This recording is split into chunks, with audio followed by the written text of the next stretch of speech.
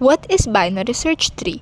Binary search tree is not the typical tree, but instead, it is a sorted binary tree where each node's left child is smaller and right child is larger. For example, meron kang box na punong-puno ng laruan at gusto mo yung i-organize.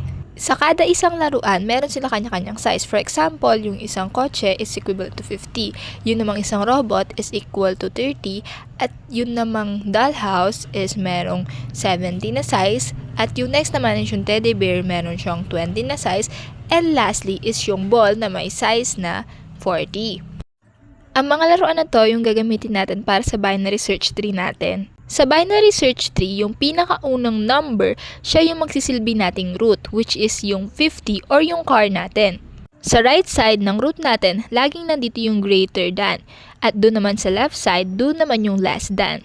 For our second object, which is robot, saan kaya natin ito ilalagay? Since mas mababa yung 30 sa 50, ilalagay natin siya sa bandang left. Kasi nga, mas mataas yung 50 kaysa sa 30, kaya naman napunta yon sa bandang left. For our third object, which is dollhouse na equivalent to 70, saan naman kaya natin ito ilalagay? Since greater than yung 70 sa 50, ilalagay natin to sa bandang right.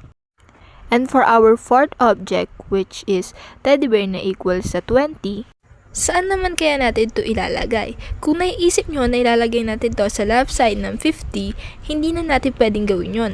Dahil nasa left side na ng 50 yung 30. Pero pwede nating ilagay yung 20 sa left side ng 30 dahil 20 is less than 30.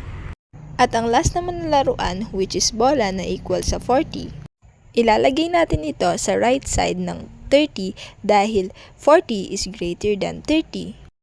Nilagay natin sa right side ng 30 ang 40 dahil mas malaki ang 40.